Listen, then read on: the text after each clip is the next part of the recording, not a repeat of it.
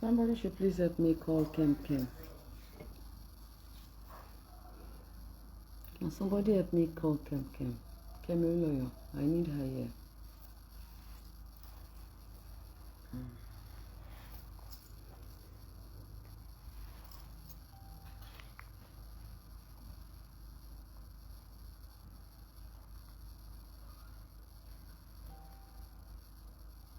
Bank with Kem.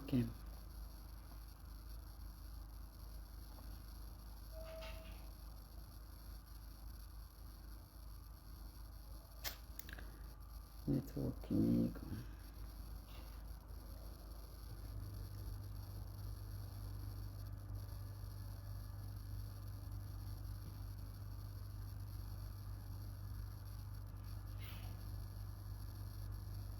Somebody should please help. The bank with Kem. We call Kem.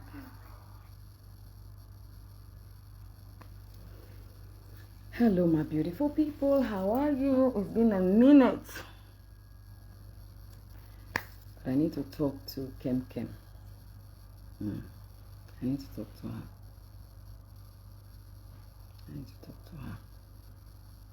So please let me call her.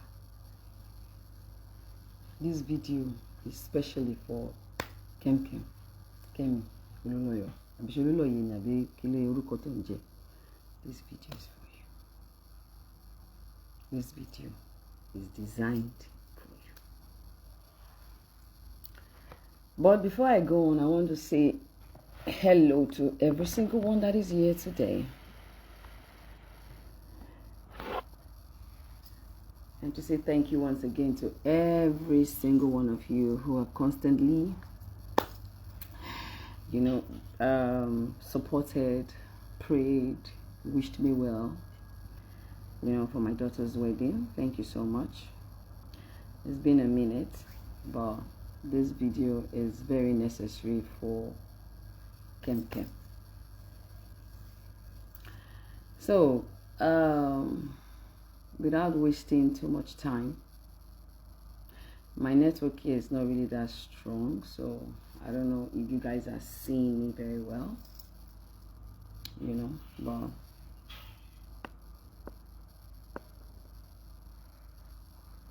if you guys are seeing me here, let me know.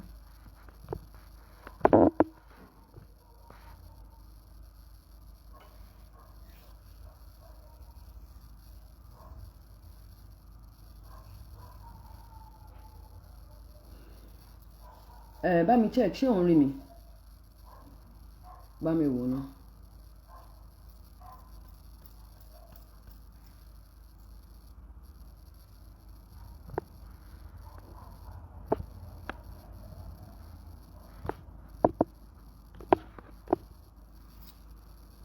Sorry, I just want to make sure that this, because my network is a bit bad.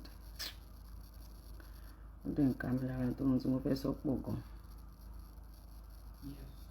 can see me? One or two people to pop. Okay, good. Sorry. Okay. You can see me? One or two people. Okay. Now, Kemi, I have watched some, not all. I have seen some, not all, of your writes up, and I just decided within me, to just ignore you for the longest. For the longest, I have tried to just, because it's not really my style. Especially when I know that this person have not done nothing. I'm going to go back a little bit for people. You should call me right now. I joined to the long. So I'm going to go back memory lane a bit for people who do not. God. Can they not call me now? I know a lot of people don't want me to talk and or just don't respond anymore, but some things need to be addressed, because there are a lot of people that started this story with us, and there are some who met it halfway, and there are some who don't know what is going on. I'll have to go off and come back because this call keeps coming in. So let me just go off. Okay, so sorry, I had to go off and now I'm back. Now, Kem, number one, I can never, ever respect you again. Never. Because you've lost that respect ever since you decided to start coming for my children. Now, the first time I called you out many years ago was because you were cursing on my kids. Kemi, you wrote something about me involving someone, and that person, that pastor you involved, sent you to prison. You and I know who sent you to prison. It's not possible for me to send you to prison without having filed a case, without having employed a lawyer.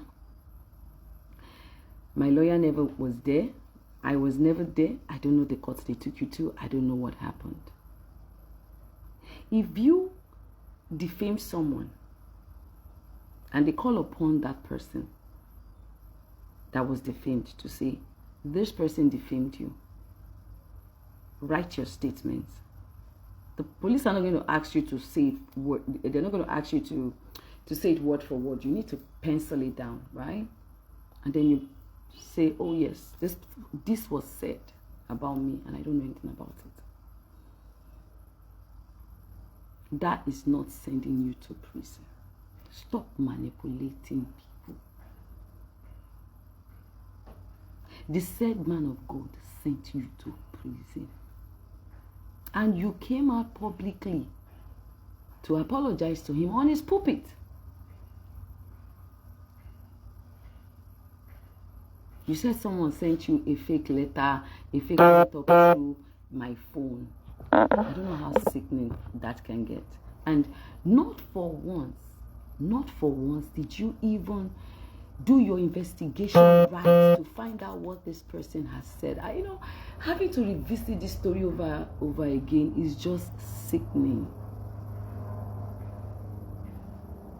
And I have tried to just ignore you.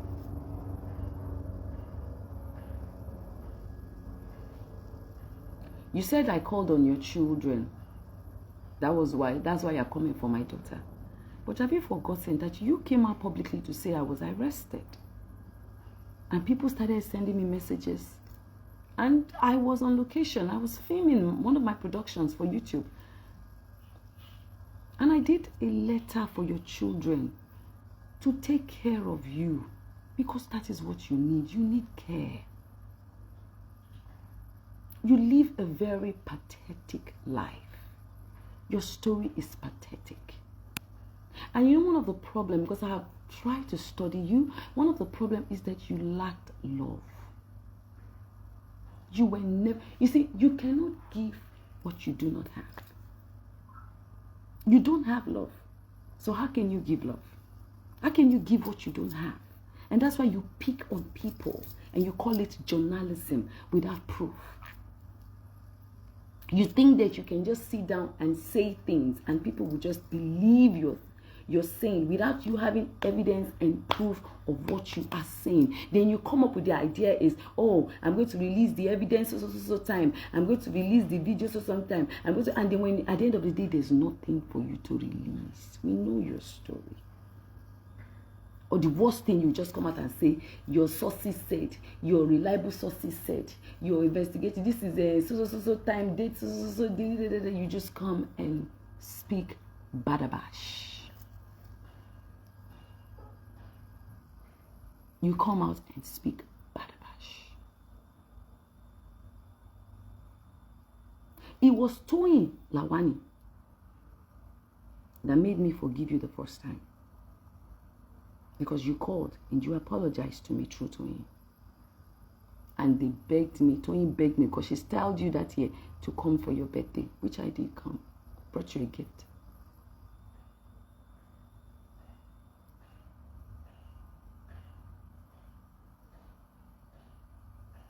You said you once needed your money to buy drugs. I sent you money. Was it 100K or so? You said I sent you money for what?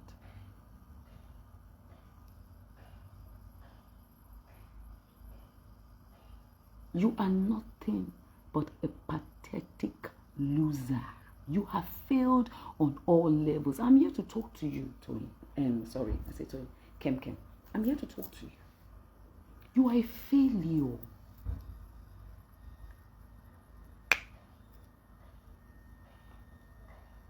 You are a failure. What do you have nothing. And that is why you try to bring people down. That is why you target people to bring down. Let us put all the cards on the table. And let us lay it out one by one. And let's see. The only thing that you have above me is age. And age is just a number. Because it is not how far, but how well. You are a very sorry case. And there's a saying that says it. That what you do unto your parents, your children will do same unto you. That is why you're not being cared for. You're not being cared for. Because check it out now. The only thing you've ever done to your parents is to destroy and tarnish and pull them down, even till after his death. And that's why they don't care for you. They can't, and you will continue to be in exile. You will continue to hide. You will continue to hide. Because you're a terrible person.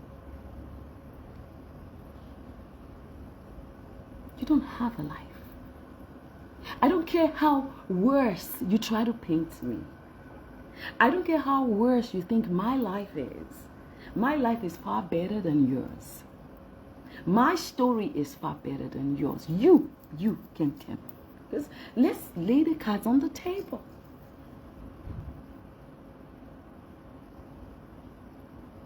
I have 2 kids for 1 man. You have 3 kids for 3 different men. And then you come out and talk about who slept with who and who did. You are in Koton Pini Ashegba. Ele Shashewu Ashe Yada Yada, Ashe Radarada, Ashe Yaka Yaka. Olórí burúkú ìyá. Ìyá ìrànà tí ò lè dúró tọ́jú ọmọ. Because tó bá ráyè láti tọ́jú àwọn ọmọ ẹ̀, ò ní ráyè tọmọ lọ́mọ. Tó bá ráyè láti jókòó tọ́jú àwọn ọmọ tó bí nínú ara ẹ̀, ò ní máa wish bad lórí ọmọ lọ́mọ. Ò ní hide. You will not hide under the guise of blogging and be destroying other people's children. Tí èèyàn bá ń tètè bímọ, ó yẹ kó bí mi ní kẹ́mkẹ́m. Ṣọmọ bá. Ṣọmọ pé kí wá Priscilla wá jẹ́ granddaughter. Ṣùgbọ́n torí pé ayé ẹ ti bàjẹ́. Nítorí pé olórí burúkú ni ẹ́.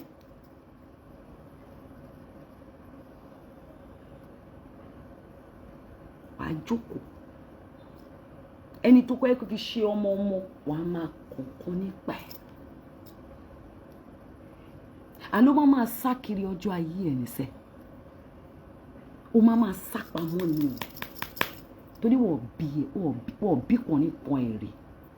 Kò jáde síta. bí mo ṣe jáde kó sọ pé yes mo ń gbé ní Lekki county ò lè wọ́n bí èrè torí pé o mọ̀ pé gbogbo nǹkan tó máa ń sọ nípa àwọn èèyàn o mọ̀ pé irọ́ ni o mọ̀ pé abatara tí ẹ̀ jẹ́ àti ìrandíran ẹ̀ òun ni ẹ́ kò yẹ bẹ́ẹ̀ abatara ẹni jẹ́ ó máa tọrọ kú ni ó máa ṣẹ̀sín kú ni o ò lè rí ìtọ́jú torí ègún ni fún ẹ kò yẹ bẹ́ẹ̀ ohun tó fojú àwọn òbí ẹ rí in fact ojú tí ẹ sì máa rí tó máa worst jù yẹn lọ òun jókòó òun sọ̀rọ̀ ti tèmi ó mú nǹkan mo fi jù ẹ lọ journalism kìnnìkan journalism ìsọnù journalism irọ́ ó ní PTSD ìsọnù gbogbo wa la ní monopoly of madness a kàn ń tọ́jú ẹ̀ sára à ń wò pé àgbà tí ń dé àwọn kankan wà tí èèyàn gbọ́dọ̀ máa ṣe mọ́ kò yẹ bó ṣorí tó o bá sọ̀rọ̀ mi ò lè jẹun torí àtọ̀rọ̀ bára ni tó o bá sọ̀rọ̀ mi báwo ló ṣe fẹ́ ní traffic lórí page ẹ̀ fídíò tí mo rà ń ṣe yìí ó mọ iye owó tó máa fún ẹ ṣùgbọ́n ẹ owó pẹ̀lú ègún ni owó pẹ̀lú èpè ni gbogbo tó bá wá ń rò sí àwọn ọmọ tèmi èmi Ìyábọ̀ Olúbùnmi Fẹ́túgà ni mo sọ ó máa padà jẹ́ sí tiẹ̀ táwọn ọmọ àti gbogbo ìrandíran ẹ̀ pátá gbogbo ibikíbi tó bá ń rò láti máa borúkọ èmi Ìyábọ̀ jẹ́jẹ́ àkàkàkàkà ayé ìrandíran ẹ̀ máa bàjẹ́ lọ sí i gbogbo ibikíbi Ọlọ́run pín kínní ó pín fólúkálùkù ni ṣùgbọ́n sórí làákàyè tiẹ̀ ó dorí kodò báyìí kíyàn wà ibà rò dáadáa like you should be almost 60 or no more than 6 because I'm not really even following your story like that anymore I don't know your age anymore but I know you're an elderly person ó yẹ kó jókòó kọ́mọ kínní máa gbé wá kíkejì gbé wá kíkẹta gbé wá.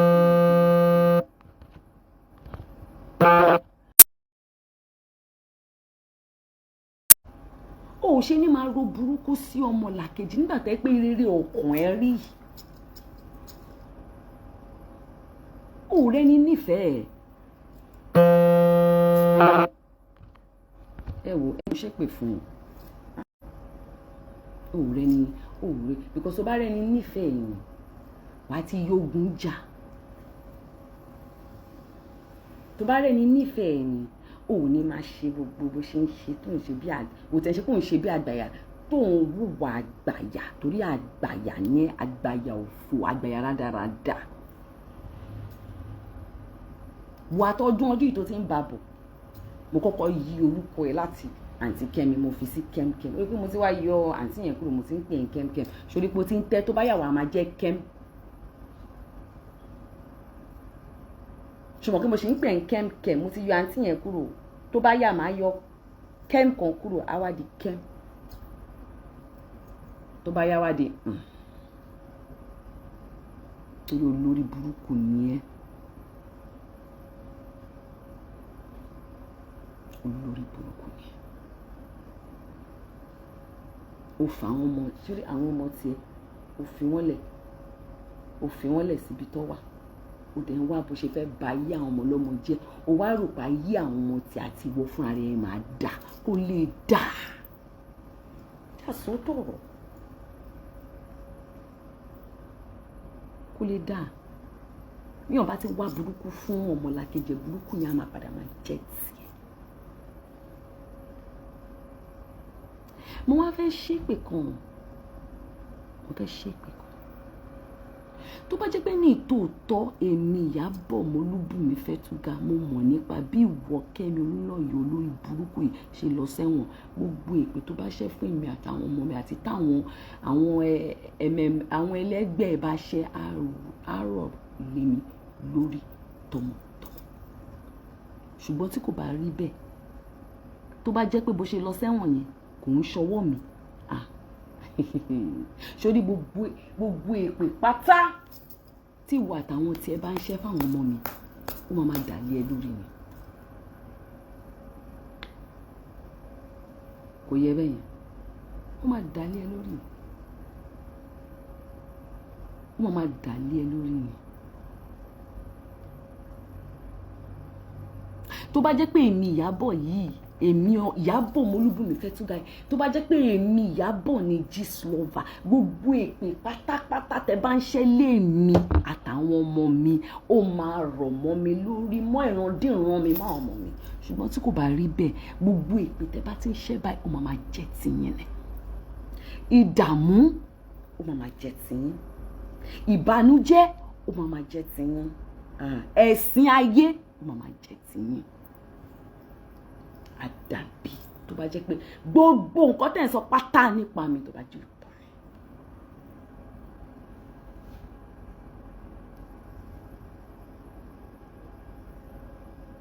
Kò yẹ bẹ́ẹ̀ tó bá jẹ́ òótọ́ rẹ̀.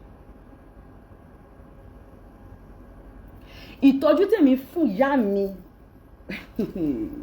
Olúbùnmi ọmọ Fẹ́túgà, ìtọ́jú tí mo fún ìyá mi, tí àwọn ọmọ ẹ bá fún ẹ ní 1/3 ayé ò ní rí báṣabàṣa báyìí. Irú wa ò ní jókòó sí ká máa ṣépè fún ẹ. Ṣùgbọ́n mo tún wá sọ́fẹ̀.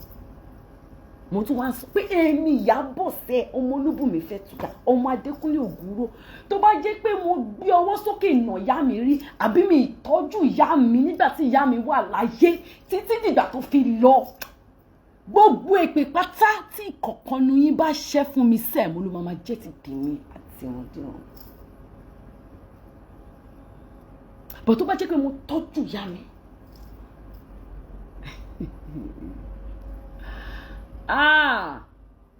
ègún tó ń bọ̀ lórí yín lẹ́yìn tí ìrandíran mi bá lọ tán, ìrandíran yín ò lè wẹ̀ mọ́. Bẹ́ẹ̀ ni mo sọ, àṣẹ́dẹ̀gùn. Lẹ́yìn tí bá lọ, táwọn ìrandíran mi bá lọ, ìrandíran ẹsẹ̀ Kẹ́mi àti gbogbo yín pátápátá kò lè wẹ̀ mọ́.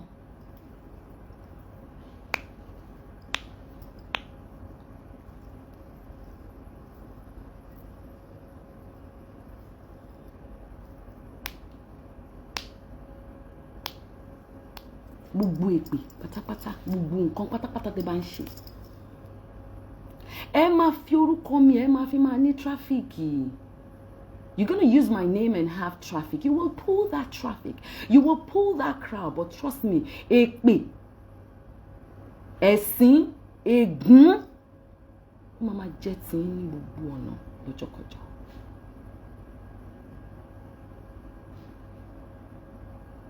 Àdàbí jàjù èpè lọ. Àdàbí ó jàjù èpè lọ. Oh God. Àdàbí ó jàjù èpè. Àkàndá ọmọ lèmi o. Ológun funfun lèmi o. Ẹ máa try o. Ẹ tí pọ̀ tó o. Ẹ máa try, ẹ máa fà á gidi ni o. Ṣùgbọ́n ẹ lè rí fà á. Ẹ máa wò àwọn tẹ́lọ́ ṣe rí. Ó Ìyábọ̀, àwọn bí kò yé lè.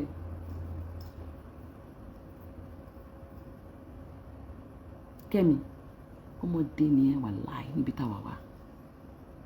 Tó bá ń gbọ́, ó kéré sí nọ́mbà mi, ó kéré sí nọ́mbà mi, ó kéré sí nọ́mbà mi, ìwọ bèbí yìí, ó kéré sí nọ́mbà mi. Kẹ́mi, ó kéré, ó kéré. Kẹ́mkẹ́m, ó kéré, ó bíntí. Ó wẹ́ òbílò, ó máa kéku ni. Èmi báyìí mo máa fi yín báyìí, wá ń bí, wá fún mi gold bag kan, èmi máa fi yín jayé. Máa fi orí pé mi ló filter, bí mo ṣe rí, mo jáde fún ẹ̀tàn ni. mi wọ black bonnet mà nítorí ọ̀rọ̀ ẹ̀ ò tí gba black bonnet ọ̀rọ̀ ẹ̀ kò tí gba black bonnet alẹ́ tí ẹ máa pọ̀ gidi gan kò yẹ èmi máa fi mú gold bag tó tutù ni sórí bí gold bag ẹ sórí bó ṣe ṣẹ̀wọ̀n máa fi mú gold bag máa fi pàṣáyò.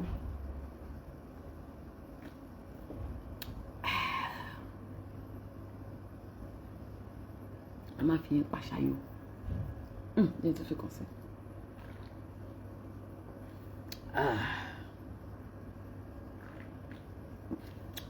Kúlù tẹ́ńpà.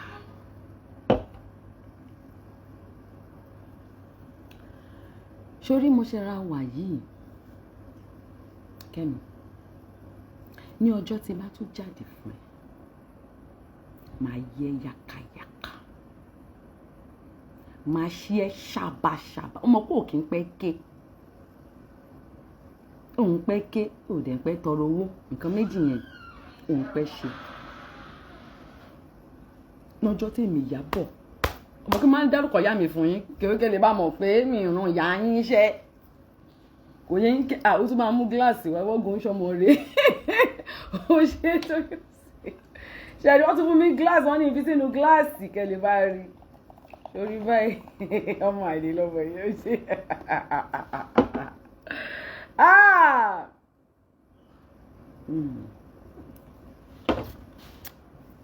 Kẹ́mi orí Facebook ló ti ṣe orí burúkú ẹ̀ mo ṣe wá bẹ́ẹ̀ lórí Facebook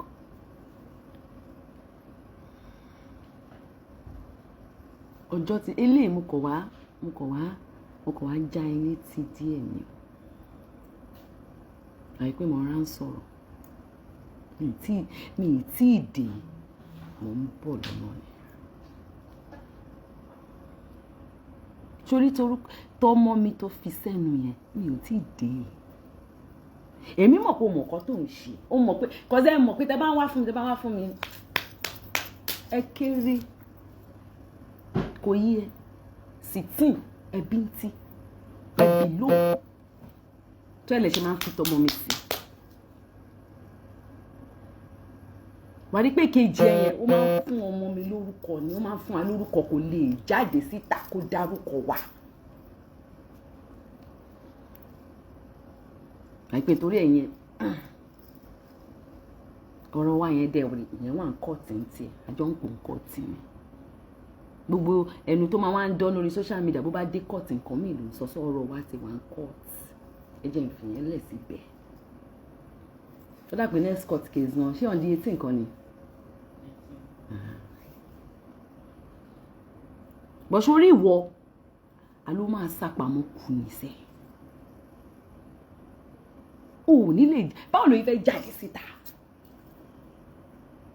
torí tó bá jáde síta máa gbé ẹ wà evidence tó lóun ní o máa láti kólẹ̀ ó dẹ̀ ní ẹnu ló níbi ìtajàkara kò dẹ̀ jáde kò ké kò dẹ̀ jáde kò dẹ̀ tọrọ owó kò ló ní PTSD kò ní brain ẹ ti fẹ́ blow kò ní wọ journalist kan ò ṣe journalist mo tún ti fẹ́ bẹ̀rẹ̀ journalist ó fẹ́ sọ lórí burúkú ni ẹ kí irú ọmọ ló fẹ́ máa advice èmi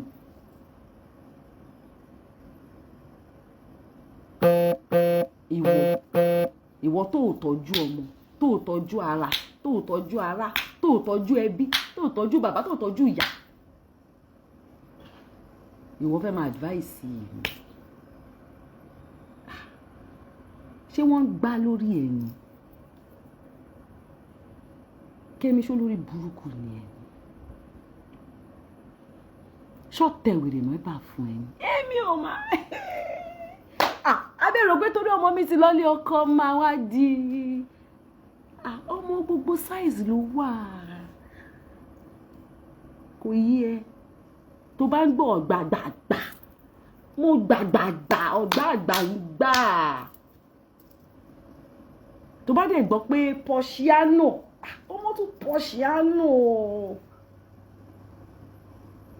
gbogbo ẹ̀ ló wà size by size ológo ọmọ ni mí ẹ mọ̀ bá sọ̀rọ̀ mi ò ní lè jẹun báwo ló fẹ́ ṣe báwo làwọn ọ̀tá mi báwo ló fẹ́ fún ẹ lówó nígbà tó bá wá fún mi ó láti wá fún mi káwọn ọ̀tá mi lè bá máa kọ́ máa fún ẹ ní kọ́bọ̀kọ́bọ̀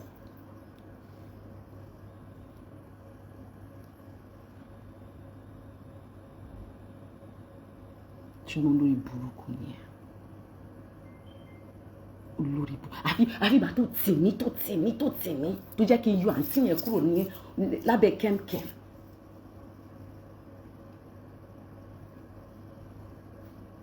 Ó tì mí. Sori next bá máa wá fún Kẹ́mi máa wọ black bonnet fún mi ayé ẹ̀dẹ̀ máa bàjẹ́. Kò yẹ mò ń bọ̀ mi ti dì. Next tèmi bá máa wá fún ẹ àgbéjáde wá fún ẹ lódìdí ni ìwọ ó máa sápamọ́ kún mi ó máa ṣẹ̀sìn kún mi sẹ́ bí ẹrẹ̀ ò ní sápamọ́ kẹ́ ta ló gúnyán fún ẹ tó nítọ̀bí oṣù ta ló kì ẹ láyà tó lóhun ìwìn òkè ìwà baláàrú ẹ wà sákàbàkàbà torí ò lè evidence ọ̀rọ̀ lásán ló ní. Okay, my name's Kemi Oluloyo. I have news, you know. Yes, this and that. Tó fi ń kan wọn lómi ọbẹ̀ jẹ nìyẹn. Àwọn tó kàwé tó lọ́pọlọ àtàwọn tó kó Gẹ̀ẹ́sì tó ń sọ jẹ àwọn ló máa ń mú jẹ. Kò ṣe rà wá. Ó bí ẹ̀rí. Ó tó bẹ́ẹ̀. Àwọn ọ̀tá mi gan tó bá ń kí ẹ láyà àwọn gan mọ̀ pé wọ́n bí ẹ̀rí. Kò yé ẹ.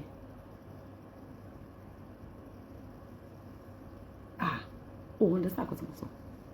Àwọn ọ̀tá mi tó bá ń tó ẹ pé wọ́n ń fún ẹ lówó lẹ́yìn mi mọ́ tó ẹ pé wọ́n ń kí ẹ láyà àwọn gan mọ̀ pé wọ́n bí ẹ̀rí. Ó lè jáde tán. Ó ní lè dúró tán. Fíìmù tó máa lọ́ǹgì ni.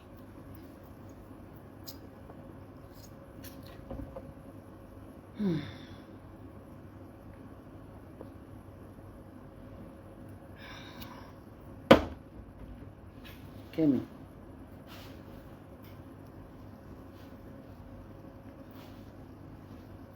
Ó máa tọrọ owó kù ni. Ó níṣẹ́ méjì tó máa ṣe lórí blọ́ọ̀gì náà ni kó máa tọrọ owó kù. But your story is a sorry and a pathetic one. I look at you and I feel so sorry for you. What a life. At your age when you should be glowing. Moving around, taking care of yourself, visiting your grandchildren, marrying them off, celebrating life, everything that you're supposed to do with your life, you can't. Because you sit in the corner of your hiding place and you blog, you're angry, you want to destroy, you're the most pathetic life to live is the one you live in so much hate and bitterness for mankind. You cannot tell me that you would ever come out from it. It's not possible. Because you live a sorry, pathetic life. Like anyone that just hears Kem, they be like, that mad woman. Kem, that mad woman. Like your life. I mean, nothing to write home about. Nothing. And that is why you can hide under the guise of you are blogging. And that's why you are an exile. That is why. You are such an unfortunate human being. An old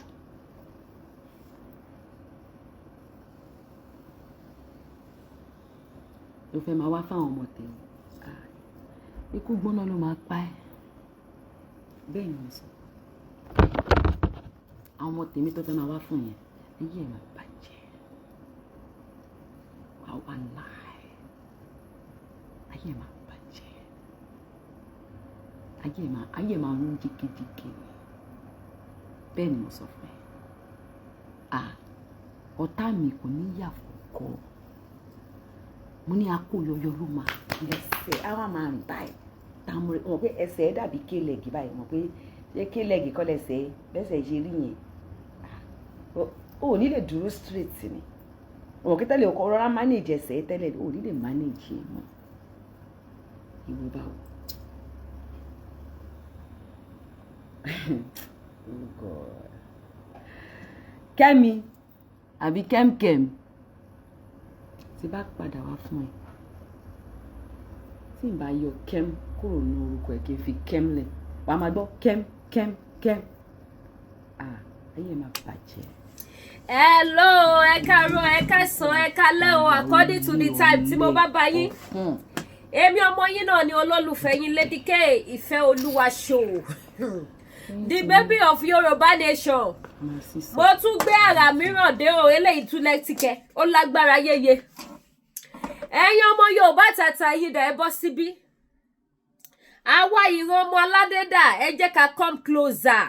Àtàwọn ọ̀bàyéjẹ́wò tí wọ́n máa tún sanwó fún, wọ́n wá jókòó sórí péjì èèyàn, wá rìpọ́ọ̀tù ẹ̀ pa, tó bá dẹ̀ ti rìpọ́ọ̀tù ẹ̀ pa bá YouTube gbé wálẹ̀ nìyẹn. Kí ẹ̀sùn wo dẹ̀ lọ́ máa fi kàn yín? Harassment. No. Story lè fi ṣe sọ́ọ̀sì. So ẹ̀yin tẹ́ bá ti rí show mi tí bá ti pariwo pé we are not here to harass anybody o. We are not harassing anybody. Kẹ́ mọ̀ pé tó tún bí nìyẹn o. Lógò tó tún lò fún wá sí nìyẹn tó fi jẹ channel àwọn èèyàn wọn. Nítorí pé kí ni? Èèrà ò fẹ́ kòkòrò dénú, olówó ò nífẹ̀ẹ́ mẹ̀kúnnù. Olówó ò fẹ́ kí mẹ̀kúnnù kó ráyé gbé. Wọn ò fẹ́ ká wà nínú ìmọ́lẹ̀, ó ṣàfẹ́ ká wà nínú òkùnkùn ní ìlú Nàìjíríà. Inú òkùnkùn ni wọ́n fẹ́ sọ gbogbo ayé sí. Ọmọ Yorùbá ẹ jí ẹ má sùn. Elédùmarè ò ní fi wá sílẹ̀ o. Àwọn onílẹ̀ ò ní fi wá sílẹ̀ o. Fún àǹfààní kí n tó lọ síbi ibẹ̀ yẹn, mo fẹ́ fi àsìkò mi ṣe announcement. Mo ti ń ṣe announcement nísìnyí, kì í ṣe ọ̀rọ̀ ọjọ́ 5, kì í ṣe ọ̀rọ̀ ọjọ́ 6, more than a week tí mo ti ń ṣe. Ẹjọ́ torí ọlọ́ dádì kan sọ $100 owó ọjà. Ẹjọ́ torí tọ́lọ́ dádì, mo fẹ́ Elédùmarè bẹ̀yìn ẹ̀ ní dààmú. Àgbo lẹ fẹ́ ra, ẹjọ́ torí ọlọ́ ẹ gbá mi láago. Ẹ pè mí, mi ò ní nọ́mbà àwọn èèyàn mọ́. Àwọn tó ẹ̀ṣẹ̀ ń pè mí sí ni mo ẹ̀ṣẹ̀ tó ní nọ́mbà wọn. So ẹ bá wa share ètò so that a lè ṣe kíni, a lè rí. Ẹ bá mi jù sí WhatsApp contact yín, ẹ bá mi jù sí àwọn WhatsApp group káàkiri, ẹ bá mi hashtag àwọn èèyàn. So ẹjọ́ torí Ọlọ́run dádì tẹ́ bá wo program yìí, mo ti $100 tẹ̀sán. Ẹjọ́ ẹ pè mí so that ẹ lè send address. Ìgbà tí mo trace owó yẹn tí mo rí, mo try láti wo address yín níbẹ̀, but mi ò rí. So ẹjọ́ torí t'Ọlọ́run, ẹjọ́ mo fẹ́ send ọjà yín sí yín, ẹ má jẹ́ kí n jẹ haram. Mo fẹ́ Elédùmarè bẹ̀yìn dádì, ẹjọ́ torí Ọlọ́run, mi ò mọ́lẹ̀ mọ́ ọṣẹ́ mi, ẹ ṣàánú mi o. Dádì tó sọ $100, ẹjọ́ ẹ wá gba $100 yín o, ẹ wá gbọ́jà yín. Mo fọlọ́ bẹ̀yìn, ẹjọ́ sà. Tó bá dẹ̀ jẹ́ màmá náà lọ bá wo program yẹn, mọ́mì wọn ẹjọ́ ẹ bá mi sọ fún wọn kó pè mí, mi ní nọ́mbà wọn mọ́ ni mi bá ti pè. So ìyẹn jẹ́ first announcement. So second announcement ni pé fáǹfààní èyí tẹ́ bá fẹ́ lọ sí ìlú Nàìjíríà, tẹ́ wá ní department tẹ́ lè lodge sí. Ṣẹ́rí tí bá sọ nǹkan fún yín, ẹ trust me torí pé kí ni mi ní jẹ́ kórúkọ bàjẹ́. So mi ò ní gbòfò wá fún yín lórí ìkànnì yìí. Confirm ni máa gbé wá fún yín. Kàkà kí gbòfò wá mi sì ní gbé nǹkan kan wá. Máa ń ṣe kí ni? Máa wò báyìí. Máa lọ ṣe kárí pikipiki ṣọ́ àwọn èèyàn kiri. So gbogbo èyí tẹ́ bá ní department tẹ́ lè lodge sí ní Nàìjíríà. Ó wà just 2-minute drive sí International Mohammed Airport. 2 minutes ni ẹ lè fẹ́ ṣe yìnrìn láti bẹ̀dẹ̀ International. Mo lè miss flight mi ò tètè dé airport. Wọ́n ti boarding tán, wọ́n ti check in tán, kò sí nínú ọ̀rọ̀ yìí o. 2 minutes. Ṣé wá rí àwọn kan tó tún wá jẹ́ kí bẹ́ẹ̀ mú yes confirm gidi ni wípé 24 hours light ó wà. 24 hours electricity ó wà. 24 hours internet ó wà bẹ́ẹ̀. Security ó wà.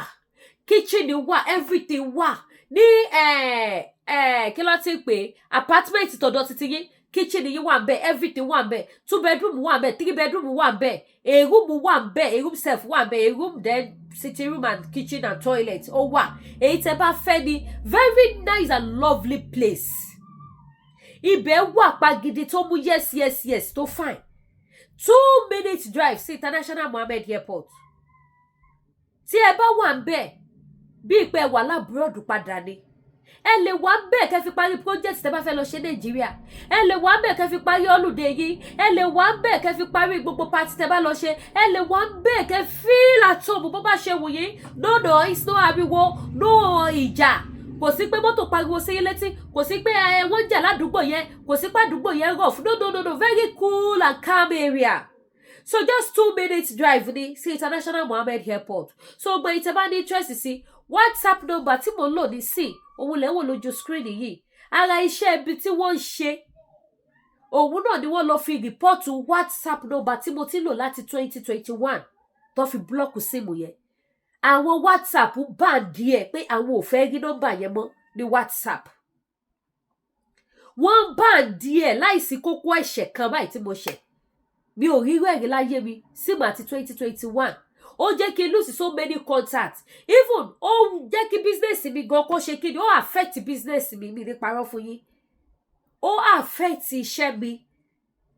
So ẹjọ́ torí Ọlọ́run gbogbo ẹ̀yin tẹ́ bá fẹ́ bá mi rajà ńsìn, ẹ̀yin tẹ́ bá tí wọ́n bẹ ṣe máa reach out sí mi. Àbẹ́ ẹ̀yin tẹ́ bá tún mọ àwọn èèyàn tí wọ́n nífẹ̀ẹ́ Ọlọ́run láti ara mi. Ẹjọ́ ẹ bá mi pè wọ́n ọ̀rẹ́ Lady K lo nọ́mbà tó lò tẹ́lẹ̀ mọ́ nọ́mbà tó lò sí ni. Lágbájá Lady K lo nọ́mbà tó lò tẹ́lẹ̀ mọ́ nọ́mbà tó lò sí ni. Ẹ bá mi fún àwọn èèyàn ní WhatsApp nọ́mbà mi tí mo lò sí. Tẹ́ bá pè direct á lọ, tẹ́ bá pè ní WhatsApp á lọ. So ẹ free láti pè mí. Ìkọ̀kan tó kọ̀ wá ńbẹ̀ ni wípé ẹ̀yin tẹ́ bá fẹ́ rajà ní kẹ́ pè mí. Àbí ẹ̀yin tẹ́ bá ní nǹkan tó ṣe pàtàkì fún Yorùbá nation, àbí ẹ̀yin tẹ́ bá fẹ́ dash mi lówó because èmi ò parọ́ ọmọ bá ní àtọ̀rẹ́ mi ní ìdòwò bí mo ṣe wà yìí mo gbẹ́ gidi. So ẹ̀yin tẹ́ bá fẹ́ rajà ẹ pè mí. Now kí wá la wá ń tà ní ilé iṣẹ́ Lady K International èmi náà ni. Lady K Spiritual Store èmi náà ni. Lady K African Wears èmi náà ni. Lady K Jewelries èmi náà ni. Lady K Wig èmi náà ni. Lady K Purse èmi náà ni. Gbogbo lówó lọ́mọ. Gbogbo nǹkan tí ẹ bá ti fẹ́ rà tó bá ti jó wọn àmúṣẹ̀ṣọ́ àmúṣoge ó wà available lọ́dọ̀ mi bí báyìí.